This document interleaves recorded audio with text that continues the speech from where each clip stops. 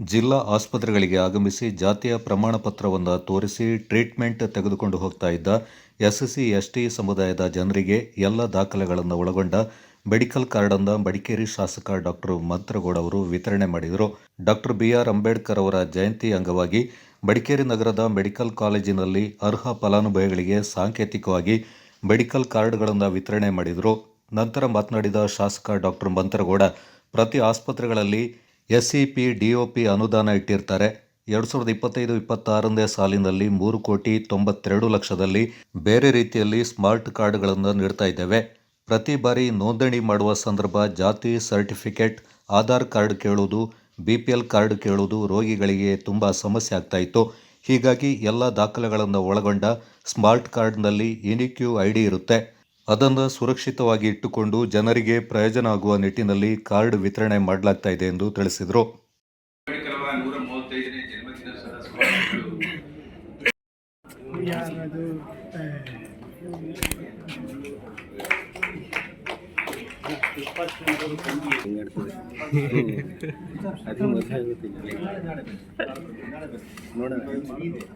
ಹುಡುಗಿ ನೋಡ್ಕೊಂಡಿದ್ಯಾ?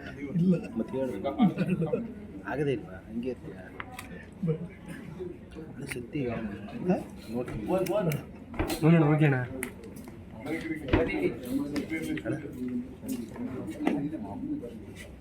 ಬೇರೆ ಬೇರೆ ಹಾಕಂಗಿಲ್ಲ, ಬೇರೆ ಬೇರೆ ಹಾಕಂಗಿಲ್ಲ.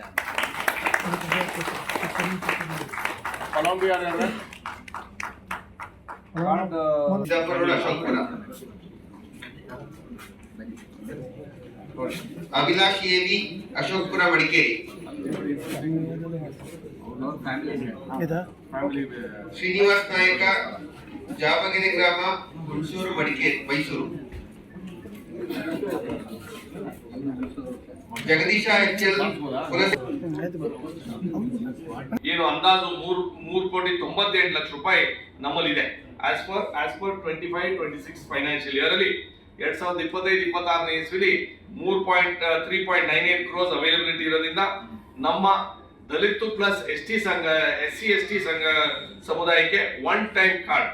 ಇದೇನು ಒನ್ ಟೈಮ್ ಕಾರ್ಡ್ ಅಂತಂದ್ರೆ, ಪ್ರತಿ ಸಲಿ OPD ಬಂದಂತ ಸಂದರ್ಭದಲ್ಲಿ ಪ್ರತಿ ಸಲಿ ಇನ್ಪೇಷಂಟ್ ಮಾಡಬೇಕು ಅಂತಂದ್ರೆ ಅವ್ರಿಗೆ ನಿರಂತರವಾಗಿ ಜಾತಿ ಸರ್ಟಿಫಿಕೇಟ್ ಕೊಡಿಸಿ, ಆಧಾರ್ ಕಾರ್ಡ್ ಕೊಡಿ, ರೇಷನ್ ಕಾರ್ಡ್ ಕೊಡಿ, ಇದು ಕೊಡಿ, ಇದು ಹಾಕೊಡಿ ಅಂತ ಕೊಡಂತ ಸಂದರ್ಭದಲ್ಲಿ this is a one time registration for ಈ ತರ ನಮ್ಮ SC/ST ಸಮುದಾಯದವ್ರಿಗೆ.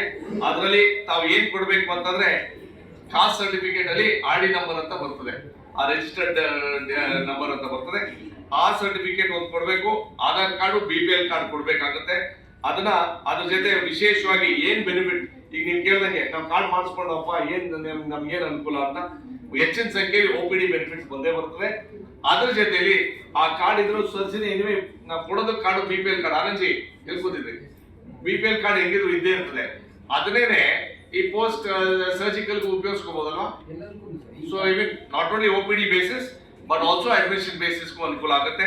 ಅದೇ ರೀತಿಲಿ MRI, ಆಮೇಲೆ ಒಂದು ಫೈಲ್ ಹೆಂಗಂದ್ರೂ ಕ್ರಿಯೇಟ್ ಆಗುತ್ತೆ.